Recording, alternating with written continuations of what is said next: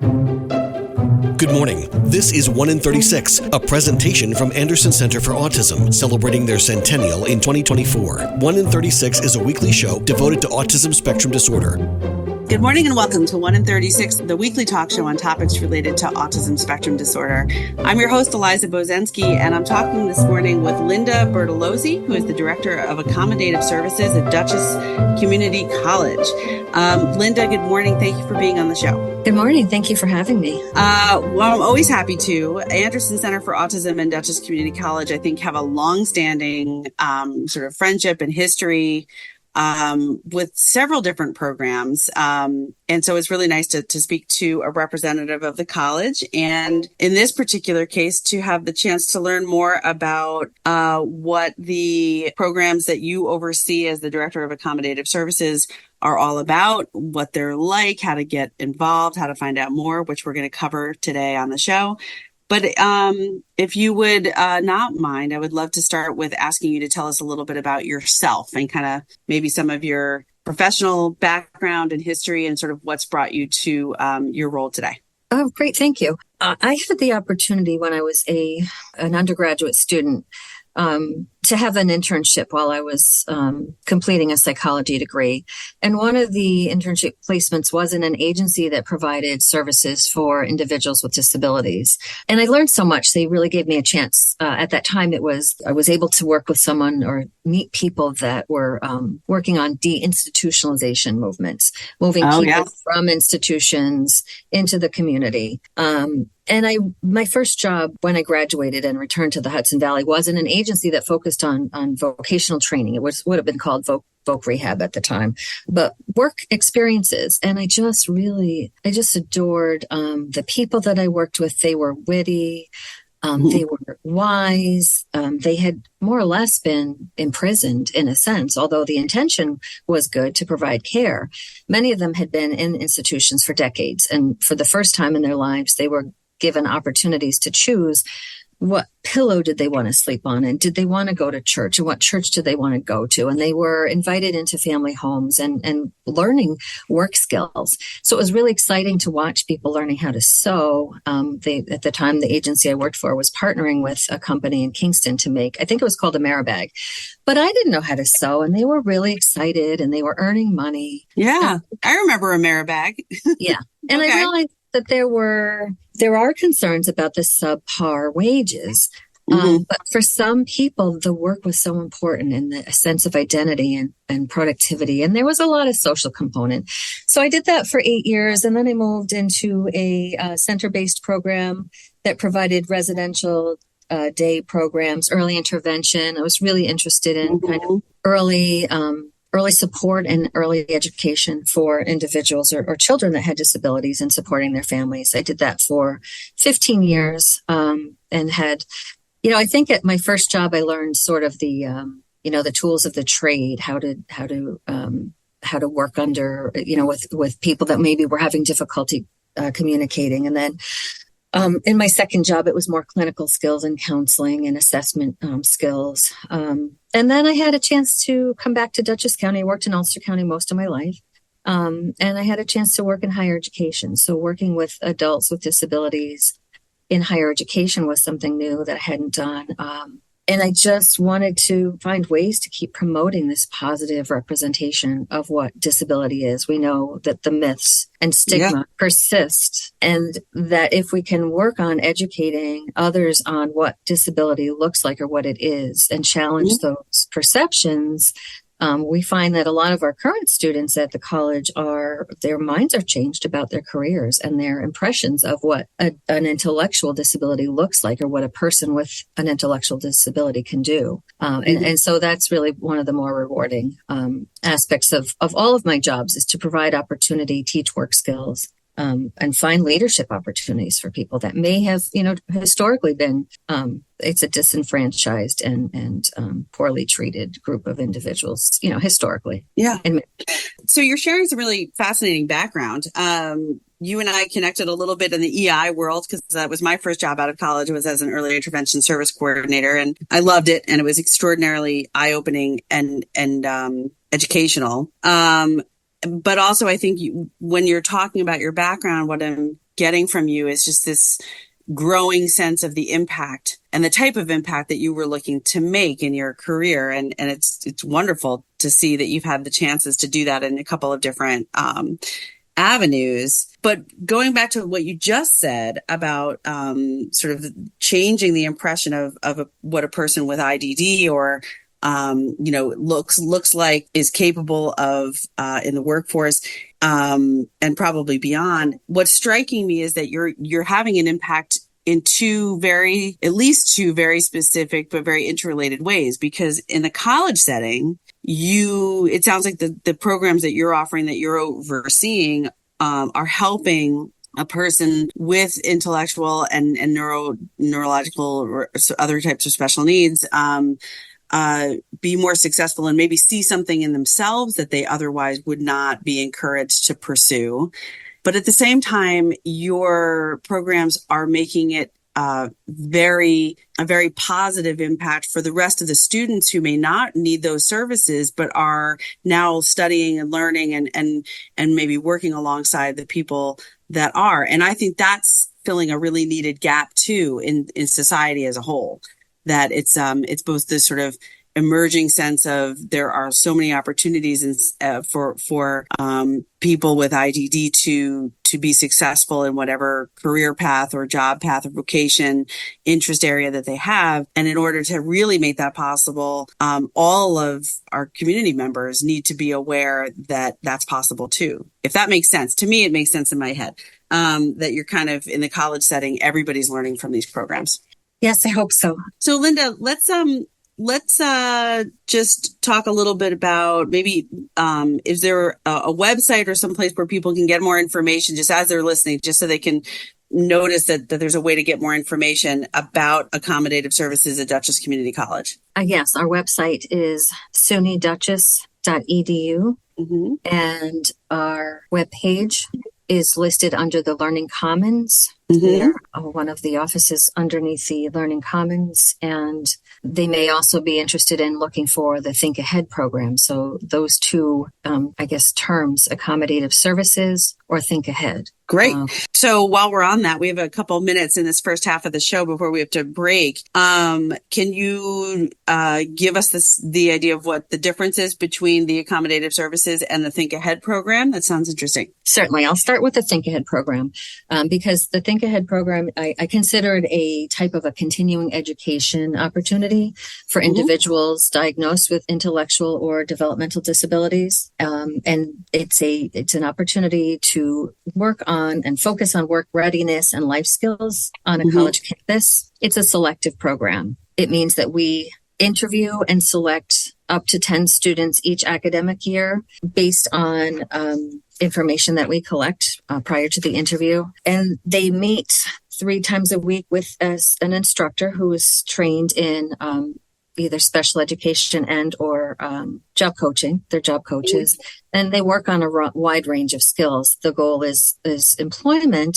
or to change the current employment status that a student might hold a job now, but might want to be doing something different. But it is a small program.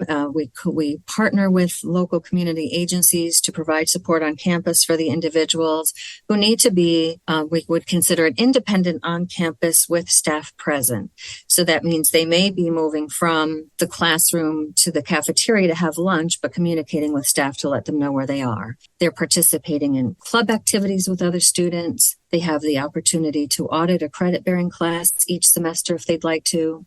We work to create work experiences, something that maybe they haven't had, because a lot of individuals have robust experiences, either because of their families, because of their school districts, the local support. But we may have something that we are doing on campus that they haven't had a chance to do yet.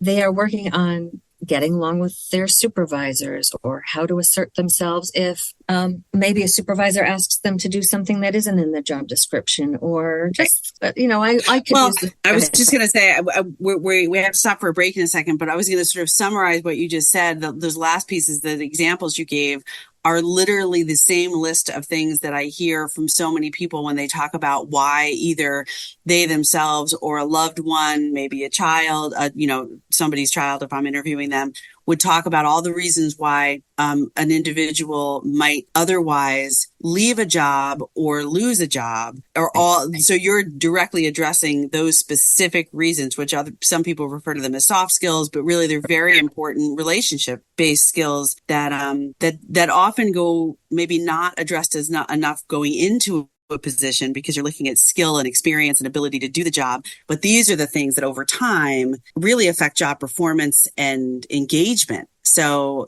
that seems right on target. Just the fact that you spontaneously mentioned those couple of examples. We do a lot of role play and a lot of group work. So the teachers and the talents in the classroom with the teachers and the students and the support staff.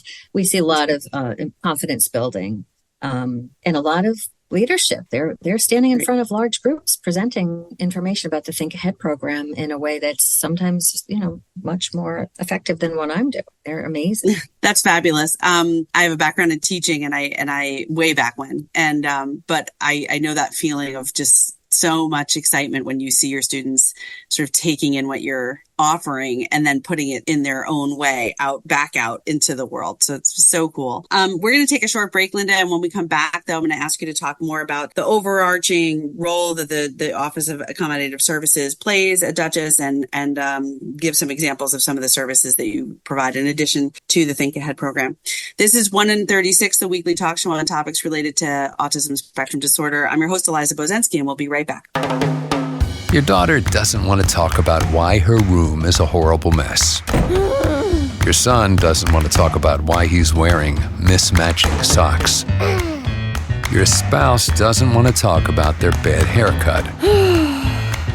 Families don't have to talk about everything, but they should talk to plan for an emergency. Pack basic supplies in a go bag: water, canned food, flashlights, batteries, medical supplies, IDs, and some cash. Talk about where you'll meet in case you lose one another. And of course, don't forget to pack the dog treats. Talk to your family and make an emergency plan. Go to nyc.gov/readyny or call 311 to make your family's emergency plan. Brought to you by New York City Emergency Management and the Ad Council. If I could be you, and you could be me, for just 1 hour, if you could find a way to get inside each other's mind, walk a mile in my shoes. Walk a mile in my shoes. Walk a mile in my shoes. We've all felt left out, and for some, that feeling lasts more than a moment. We can change that. Learn how at belongingbeginswithus.org. Brought to you by the Ad Council. Walk a mile in my shoes. And now, 1 in 36 continues on 100.7 WHUD. This is a weekly community affairs program presented by the Anderson Center for Autism. Welcome back to 1 in 36, the weekly talk show on topics related to autism spectrum disorder. I'm your host, Eliza Bozensky, and I'm talking today with Linda Bertolozzi, who is the Director of Accommodative Services at Dutchess Community College. Dutchess is a longtime friend and sometimes partner and collaborator with Anderson Center for Autism, so it's nice to be able to talk to you today. And let's just jump back in from where we were before the break, where you gave a great overview of the Think Ahead program. And now, Linda, if you wouldn't mind just talking more about the additional services or reasons why a student might find resources or look for resources with you in the Office of Accommodative Services at the college. Thank you. I'm trying to be sensitive to time. So my plan is to give an overview of three general areas that we typically use to describe our services, and maybe Great. 2 or 3 examples under each. And then I had some thoughts on things that we may be doing to support students that present with neurodiverse learning styles. We generally describe our services in terms of 3 areas. We have a wide range of services that might include what I call accessibility services. What are the things that people need to be able to participate? What are the environmental barriers that are preventing someone from joining in? What are the compliance things that we need to make sure that are provided to people to meet the federal mandates under the Americans with Disabilities Act? We also would be providing academic kinds of partnering, working with students to achieve their goals. And I can talk a little bit about examples of those kinds of services. I think another major role that we play, again, is in education. how do we teach students to know that they're eligible for services in our office? Because they may think of disability as being blind, deaf, using a wheelchair, and they don't realize that it's a much broader range of possible conditions that limit a major life activity. So they may not realize that long COVID or a medical condition like Crohn's disease or even attention deficit disorder may help them to qualify for accommodations and support services. We spend time doing education on the fact that there are services after high school and that it may be a person who didn't have a disability in high school. So it might be an adult learner. So sometimes people think, well, I didn't have an IEP in high school. I may not be qualified to have these accommodations, but disability can occur at any time over the lifespan. And we do work with families that because the transition to college is different for parents as well as for students. So we do some parent workshops and we do some support for those changing roles to help them have information that they may want access to supplement what they might have had from the high school. Accessibility services that we might provide. An example could be that a clock-timed test may not be enough time for someone with a traumatic brain injury to retrieve information that they learned. So we may give them extended test time. A person diagnosed with dyslexia, a type of learning disability, may need more time to decode the words on a test question. So they may be getting extra test time. Another student diagnosed with dyslexia may not need the extra time to decode, but they may want to listen to the test questions being read to them.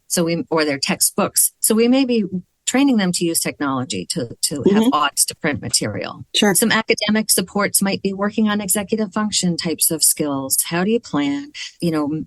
Time management, organization, things that some of us take for granted, but for other people, the content, academic content isn't challenge. It's, I know what I have to do. I can't figure out where to put it all and how to organize it. It's the planning, or it's communication. It may not be academic in any way, but it's, I missed a class and I don't know how to talk to the professor about that. So we might have them work on a script. We might model a way for them to communicate. We work with peer tutors, professional tutors. We might also offer a peer mentor for a student who is away from home living on campus for the first time, and it's navigating that piece.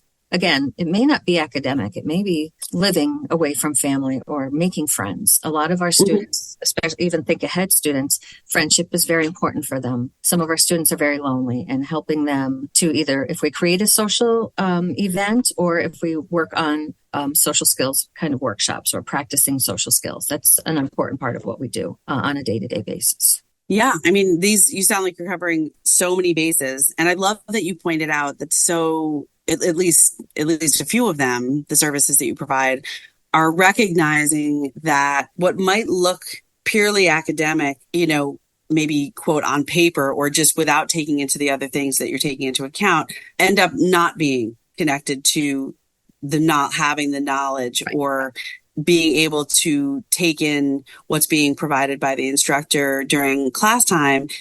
There's so many things that can affect output and it's communication, it's relationships. The example that you gave about, I missed a class and I'm not sure how to talk to the teacher about that.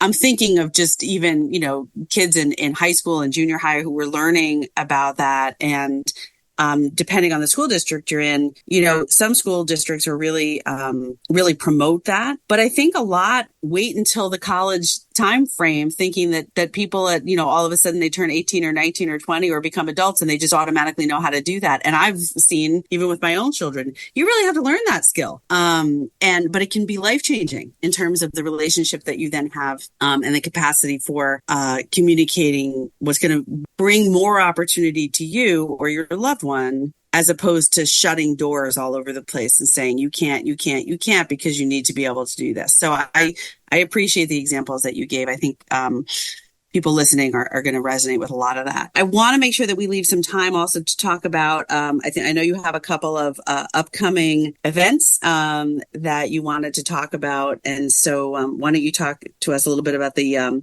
Transition to College workshop and I think a new program that the college is offering. Thank you. On March 19th, 2024, we are hosting a Transition to College workshop that is geared toward inviting current high school students and their support personnel, teachers, guidance counselors, parents, to the college to learn about how things might change for them and what they can expect when they leave a special education setting and enter disability services in higher education, because there are differences in our laws.